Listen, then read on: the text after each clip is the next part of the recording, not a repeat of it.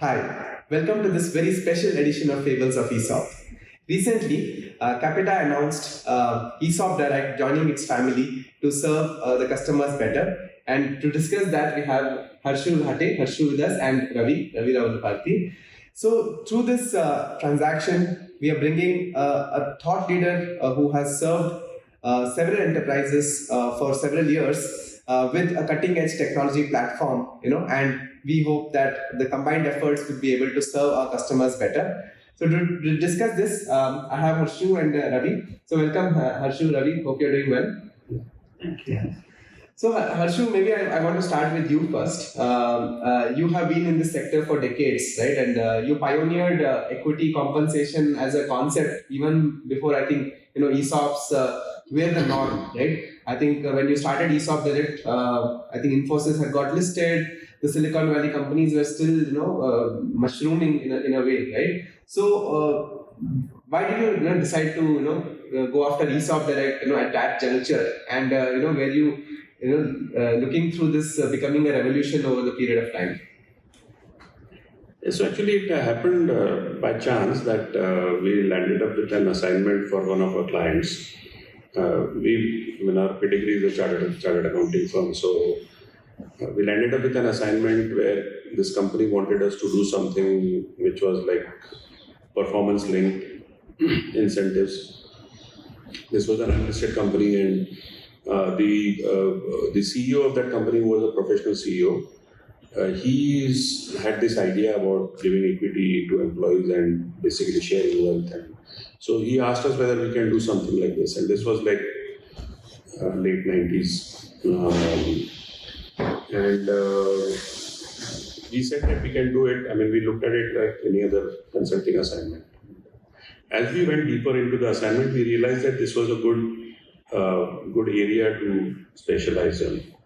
And we have always believed that in whatever areas we get into as a group, we would rather be a specialist rather than be a general player. So that's where we felt this is a good area. And as we read more about this and the developments happening in the Western countries, I mean, this was already a very established concept then in the US and Europe. So we thought it was a good idea, and that was also a time when this Y2K was happening, and a lot of global companies, IT companies were coming into India, and they brought this concept for the Indian employees. The Indian companies were finding it difficult to hire those employees from MNCs because they were not able to give this kind of incentive. So we thought that this would be a good area to focus on, and it also had a very good mix of 2-3 domains which are quite close to us. Mm-hmm. So it has a very strong element of finance, taxation. It has a very strong element of law, equity, right. Company law, corporate governance. So these were areas which were quite close to us, and we felt that it was a good niche to sort of focus on. There was absolutely no one there at that time, and it was a good space where we could become national leaders. Wonderful. So that's what we landed up with this. Yeah, and I think the rest is history perhaps, and we'll definitely zoom into more of your journey. Maybe Ravi, coming to you actually, and now you started Qapita a couple of years back, perhaps at the time of pandemic, when again we saw another tech boom in that sense, right? So what was your rationale of building an equity, full stack equity platform at that stage? Yeah? So, I mean, the similar thing. Usually, market drives the opportunities in the market, and then you identify it. The first wave of ESOPs was Infosys, Wipros, the whole IT set of companies, and then banks pioneering equity compensation in India. Now, with the whole boom of startups getting created, and startups by definition cannot afford to pay market benchmark salaries, and therefore equity compensation and giving a share of the pie of the startup, it becomes necessary to attract the right talent. Right. And between India and Indonesia, there are 90,000 startups incorporated as of today. and all of this is accelerating now. So we saw this second wave of ESOPs getting created, and to solve for that scale of companies, you also needed to use technology. Right. And so when the three of us kind of looked at the opportunity here, we felt that if we bring technology, finance skills, and address the problem, with a large number of companies, you needed to have technology at the center. And so that was that market opportunity gave us the nudge to actually go after this problem. Wonderful. Again, we will double click on several aspects you mentioned. But Harshu, we are trying to keep this, engaging discussion with both of you, coming with different, thought processes that played out at different points in time. So it's a very exciting discussion. And so Harshu, I want to now talk about a little bit of your evolution of ESOP Direct itself, right? So you mentioned that you were operating when you started at a time when people were not thinking of ESOPs. In a way, what we are calling as category creation today, I think that was relevant as back then as well when you started off. And I also see that you pioneered a lot of things, not just from tech, which we'll come to, but also being on the SEBI committee on ESOPs, and also maybe drafting the guidance on expensing ESOPs. And I mean, there was a lot of clarity that all of these things brought in, right? So what is thinking of at a vantage point that you are in right now, how have you seen ESOPs evolve? Maybe both from a founder mindset point of view, maybe you've drafted maybe hundreds of schemes. So how you have seen the parameters, founder thinking, and those things changing as well?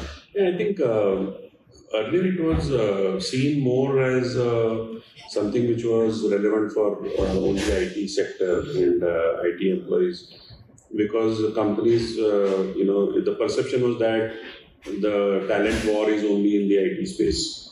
Right. And it was true to some extent, but over the period, people realized that that period was also when a lot of service sector was emerging in India. Right. So we had a big opening up of financial services sector. We had insurance companies, private companies coming up. We had a lot of other finer segments within finance, which were coming up. There was a whole lot of changes happening in the retail industry. Right. All companies like Shopper Stop and these Trend and all them, they were all coming up. So and these are all industry. BPO was a big industry coming up. So these were all the industries where there was no history. So there was no established or experienced talent developed. Right. So everybody was fighting. For example, insurance sector, everybody was fighting for the people in the public sector insurance, or public sector banks. So there was a talent war in almost every sector, and that is where companies across sectors started looking at this. Right. This was also the period which saw a very long tenured boom in the stock market. Right.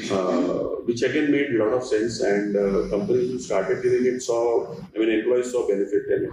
They saw a lot of wealth getting generated. So there was a push from employees' side also to sort of ask for it. So it worked both ways. Right.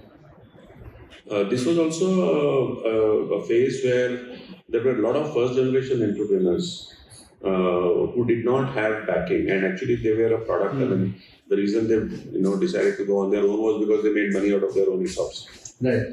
Either here or outside India. Mm-hmm. So they were firm believers of this, and they have seen, they have experienced it. So even those entrepreneurs started pushing for it. Right. As far as evolution of this concept is concerned, unfortunately, we haven't seen. This concept is in use for more than 20-25 years now. Mm-hmm. The kind of creative use which has happened overseas, especially the US of this instrument, we haven't seen much of that happening. Of late, companies have started experimenting, but more or less we have seen plain vanilla ESOPs. Right. There have been exceptions where companies have tried out AI instruments.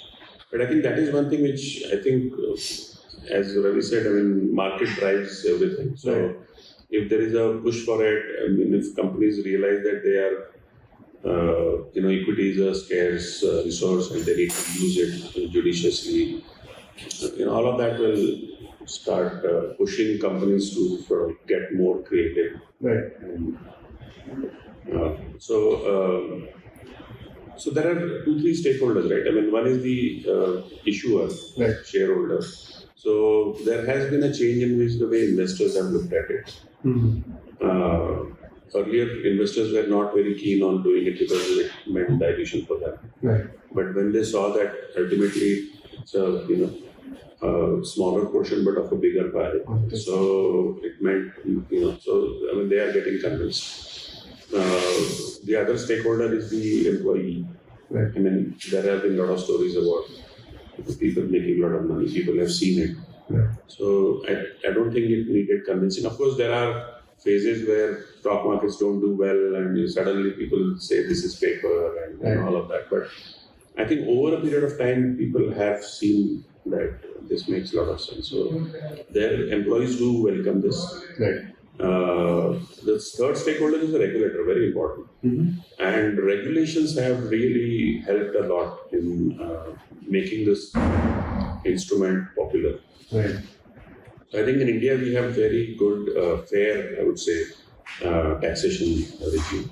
Right. We have a very fair, regulator like SEBI, even Companies Act, who has, while protecting employees' interess, they have given quite a liberal kind of a environment or a freedom to the shareholders and the directors to frame the schemes the way they want to do it. Right. So I think all of these have played up well for this industry to really take roots and grow significantly. No, wonderful. I think several points you touched upon, and I like the fact that we started as a service-led, knowledge economy was shifting into a services mode. Yeah. And now, Ravi, now we are more into a product mode, right? With the mushrooming of so many startups, and SaaS is the new buzzword, So, as Harshu mentioned about the evolution until this point, I think the last 2-3 years have really seen founders being more vocal about ESOPs, policy schemes getting more friendly to employees, as we have been discussing in the past as well. Last year was a record number in terms of ESOP liquidity as well. I mean, that was something. Like it was paper, like Harshu was saying, right? But now suddenly employees are getting opportunities to kind of, cash out. So what is your outlook now? Like, given that you just started a couple of years into Qapita and then looking at a larger, what is the outlook? See, the underlying outlook for being excited about this space is one, in a growing market. And India and Indonesia will be the largest. They will be the two large GDP economies which will triple in the next 2 decades amongst all the large economies in the world. And so when you look at a growing market, that is one underlying factor. The second underlying factor is the depth of the private market funding. Right? VCs have allocated close to the current dry powder, we estimate is somewhere between $12 to $15 billion of capital has already been raised to deploy in the startup economy. All this will mean the number of companies and the number of startups in this ecosystem will rapidly increase. And given that funding, so what has changed is Harshu referred to investor mindset changing with respect to dilution. So today, whenever a venture capitalist gives a term sheet, there is an ESOP pool creation in the term sheet. That's right. It's happened in the Silicon Valley. It's now prevalent in the Indian and Indonesian markets as well, which then means investors are asking for an ESOP pool created because it is getting the right talent into their investee companies. And therefore, as you see the depth of private market increasing, there are two things that are likely to happen. One is this employee equity will be quite widely distributed, not only in terms of number of companies creating equity, but also the number of employees that will be given the equity within a company. And two, if you also see the precedents in well-developed startup ecosystems, whether it's Silicon Valley or whether it's China, this has been a very strong source of distributed wealth creation. So, a single PayPal would have groomed that many more. It started with the semiconductor chip companies, and people who created equity from there became entrepreneurs in a next set of companies, and then one PayPal would create 100 other entrepreneurs who would do, because each one of them would have created some amount of wealth from their own employee equity. So this whole cascading effect will also take place, and what is important for that is exits to happen. Now, the first set of large startups coming from the Indian ecosystem have now become listed companies, or are actually getting bought out in trade sales. So as employee equity starts creating wealth, more and more entrepreneurs will bloom, and therefore the entire ecosystem will develop. So three factors: the whole market opportunity with the GDP, the private market funding, and the cascading effect of entrepreneurship creating more entrepreneurship will effectively lead to more equity in the system, and that's basically the outlook. Wonderful way to put it, Ravi. And I think what I'm taking away from both of you is, I think talent will power the next wave of value creation, right, in this knowledge economy, and and it will just be a very cyclical, rather a sectoral shift for the next decade, I would say, with more talent leading to more entrepreneurship. So wonderful, super excited. So let's shift gears into technology, right? So Harshu, you said you started as an assignment, for some company, and then you started solving problems. But along the way, you also foresaw, I think, the leverage of technology, right? You and I've seen that you pioneered several tech innovations along the way, right? Right from providing valuation services through a tech platform, or let's say the cashless exercise module, again something you brought to India as a feature, right? And also just the mere fact that an employee can accept grants digitally, see a dashboard, see the value creation, right? Very, very unique ways to engage and make this asset class more democratized. So how did you think about technology in all this way, right? Because you're also a chartered accountant and a typical finance person, right? So tell us about your tech journey. Yeah, so we started with consulting, we started with advising companies, and when they were actually rolling out those plans, they were clueless about issues involved in administration. Right. And it was not just about giving out a grant letter. ESOP is a good 5-7 year tenure instrument. So, there are a lot of things that need to be sort of taken care of during that period. And regulations were also changing. So, different types of employees, different jurisdictions, and, unfortunately in India we have this budget concept where every year there could be some change in the way ESOPs are taxed. So, all of that was happening, and it was going through a very, volatile this thing that we had a phase where we had this FBT concept, which was quite ridiculous. But so companies needed help on a day-to-day basis. Companies needed handholding.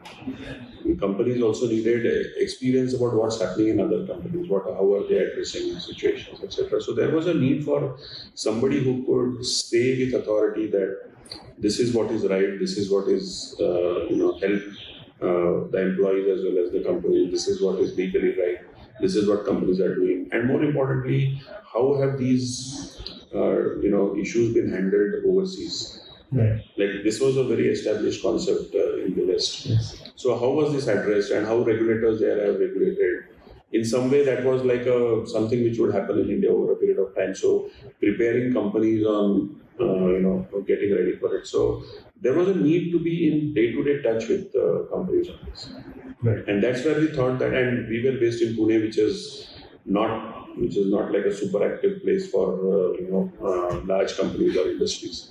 So there was a need to come out with a solution where we can manage things remotely, rather than being in each individual city. So technology was the best way. Right. And as I said, we also had a lot of role models in the West where companies have done this through technology. Right. So that's what we thought, and luckily in our group we had KPIT, which is in the IT services. So we had some good leadership there who could tell us what can be done, how it can be done, things like that. So that's how we, I mean, we used it more like a necessity to scale up. Right. It would not have been otherwise possible. Wonderful. No, wonderful. And Ravi, Qapita is all about technology. I think technology is at the heart of what you're building at Qapita. And I think you have taken employee engagement to the next level, with concepts like Equity Payslip, How did that come about? How has it been received? And do you also see, this tech-led way, the founders are also, now approaching it in a different way with their ESOPs? Yeah, so two things. One is solving for even the smallest company, and solving for the large established companies. Right. Both need technology. Why? Because there are a large number of small companies, Right. and large companies have a large number of employees. And if this product has to speak to each one of them, the only scalable way is to use technology. So again, the precedents are there. Like Harshu said, there are enough role models and so we are not reinventing the wheel, we are just building it for the local roads in some sense. So the use of technology is always there, and also this is a complex and still fully unsolved problem, in the sense that there are related areas this is one area of finance where there is still quite a bit of paper involved. When you look at equity as a whole, not just ESOPs. When you look at cap tables, the number of filings that need to be done every time shares are issued, how shares themselves are in physical form still. Now you fast forward, you are living in an era where nobody uses physical currency anymore. So why should shares be in a paper form? And you start off thinking the infrastructure has already been set up, right? Today, any Indian company can dematerialize the shares and so on. So as you fast forward for the next 10, 20 years, I think there's a fair bit of digitization that is yet to be done in this space. And that, in some sense, to solve a complex, unsolved problem at scale, you will need to start with technology. So that was the principle. And again, like I said, there are enough precedents from the West, from well-developed startup ecosystems, as well as public listed ecosystems, to do both the capital markets in India, from a listed company, the listed public capital markets, as well as the private capital markets, are set to boom. So this will kind of, to address it across the spectrum, you will need to use technology. So I think, for a company being started in 2020, you had to be driven by essentially technology. So that's in essence. Wonderful. And I'm sure Equity Payslip is seeing a lot of traction. Yes, absolutely. So one is, a salary gets a payslip, and you engage with the employee. And like Harshu said, equity is a scarcer resource, and you're giving it to employees. And why shouldn't there be an engagement every time a vesting happens? Why don't you illustrate what happens? And also, some amount of transparency is also required for this to actually develop. And I don't think all companies are equal in this sense, that some founders tend to be a bit more transparent about ESOPs than others. And usage of these systems and all will also play level that field. That there is a market force again to ensure there is sufficient transparency around this. And communication is an essential element of that transparency. And so if you're communicating this is your ESOP, it creates that transparency. Wonderful, very well put. Great. So, a couple of last questions, Harshu. One was, I know you kind of articulated your journey as well, but last 20 years has been perhaps a very incredible ride for you, as you built this as a very trusted franchise for, I think, thousands of enterprises who have engaged with you, right? So what was that building journey for you, as this concept itself is new, right? So how did you attract the people you attracted, and use of technology? So maybe you want to recount your journey and any challenges also you faced along the way. Right? That would be incredible for us as well. Yeah, I think, it started with we as founders or partners feeling convinced that this is the way to go. And of course, setting up something which is as niche as this, and where there were doubts that whether something like this somebody can focus entirely on this and still sustain and grow. So I think the first step was to convince ourselves that we would do whatever it takes, but this is a good area to focus on. Any specialist or niche business, the concept itself was new, so there was absolutely no chance of we getting people who would have experience in this. Right. We ourselves didn't have experience in this. So I think the one important thing was to sort of make it simpler, saying that this is not rocket science, right? This is not something which will call for years of study or any qualification or anything. This was obviously a mix of, as I said, 3-4 domains. So there was a HR compensation side, there was a legal side, there was a finance tax side. So we obviously needed somebody who would have orientation for this, who would have a liking for this, who would appreciate. For example, a finance guy appreciating there is a compensation angle, there is the HR angle in whatever you are granting or etc. So how would employees look at it, etc. So somebody who was flexible enough and who was good enough to appreciate that there is something beyond debit, credit, and balance sheet and numbers. So that was a challenge, but I think we could pull it off, and I think we could convince our people, especially in the consulting side, where we could say that this is something that will help your career. Right. So that was employees was a challenge, but I think we have and you also groomed them along the way. We somehow cracked it, I think. Yeah. The other challenge was obviously customers. Ultimately, for us to survive. So we had to do a lot of concept selling. Okay. And we had to tell entrepreneurs, investors, board members as to why this would help and how this would help. We had to take away the entrepreneurs of the board from saying that don't look at this only as a short-term thing. Right. Look at this as a long-term incentive. Look at this as something which will change the behavior of employees in the long term. Not something as a incentive that employees are used to. Educating employees as well as the board, the entrepreneurs was also about how do you handle the ups and downs in the stock market. That's right. People and employees, everybody was worried. The moment they get options, they would start looking at prices daily.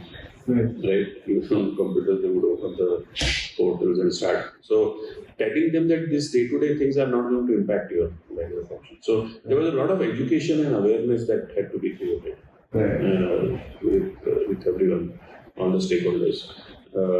As I said, the third stakeholder was regulator. Yeah. And actually, we were very lucky that we could become a part of that process where the regulator was framing policies.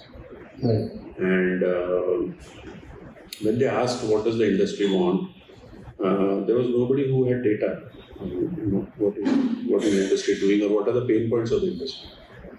So probably our surveys, we have been doing these annual surveys since 2001 and 2. Those helped because we had data for companies, which sector, what are the problems, and what are companies finding it difficult to implement, what is not in line with global practices.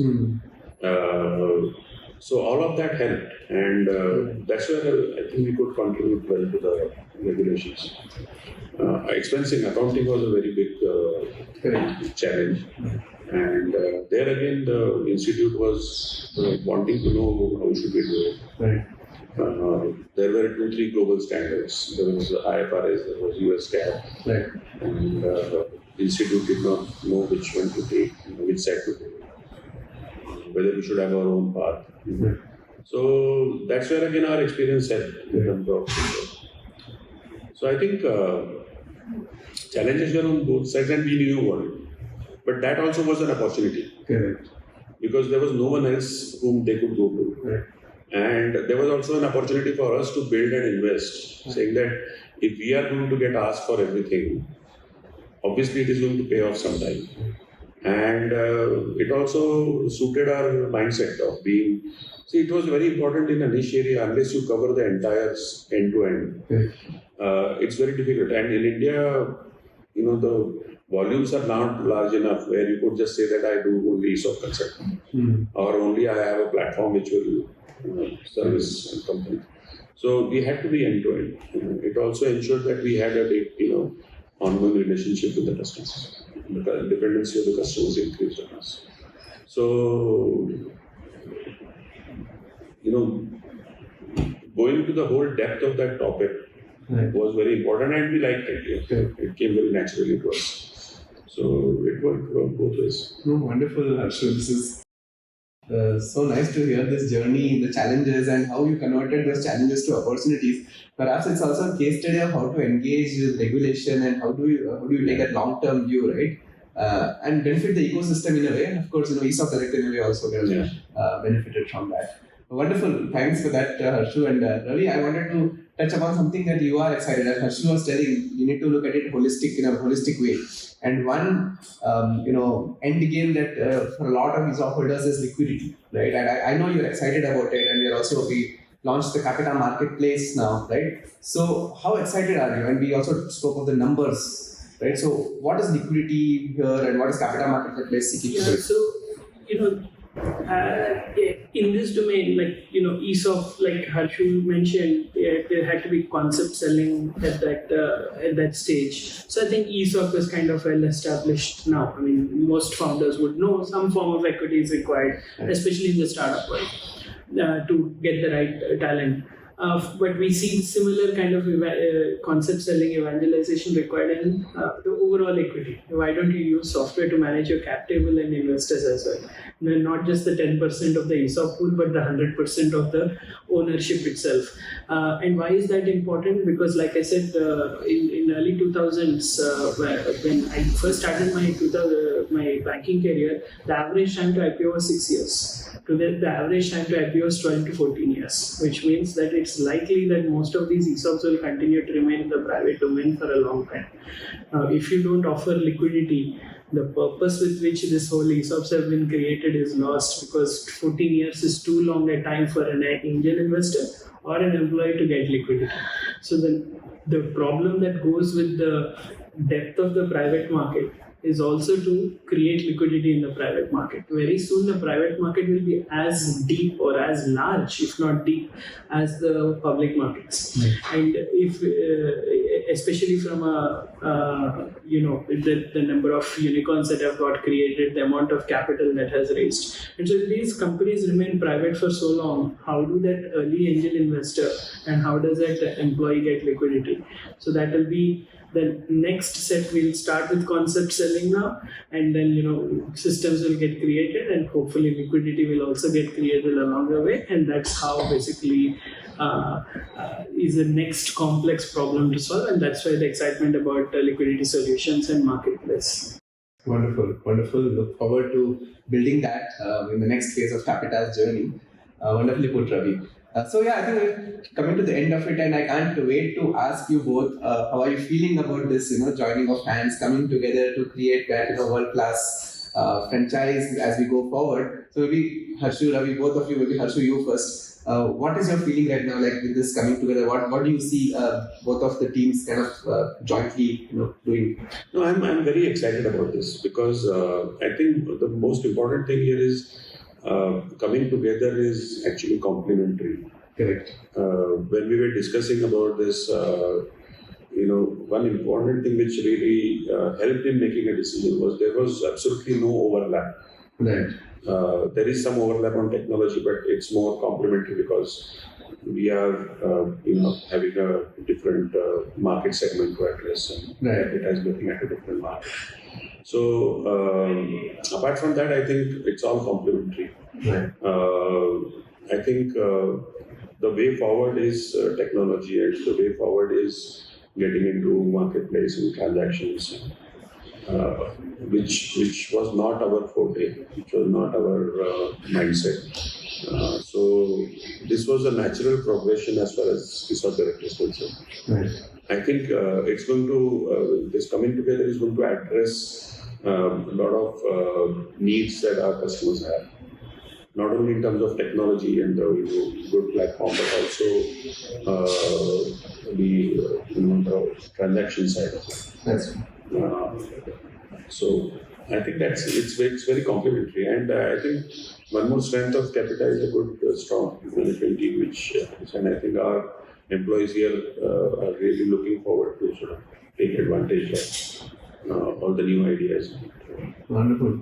I think the feeling is mutual, and we look forward to tap into the decades of expertise that ESOP Direct has brought with it, and excited to be joining together. Ravi, the same question to you. What is the opportunity you are looking at? What are some of the challenges perhaps you want to also address? Yeah. No, the opportunity is very big. I mean, the whole notion of creating a one unified platform for all equity matters would be the goal, Right. and that is ESOPs is one critical element of it. The cap tables and then liquidity are other elements of it. So there's a big opportunity. So very excited, and I can literally copy paste the response that Harshu gave with the flip that we had built some element of technology expertise given we were born in during this pandemic. Right. But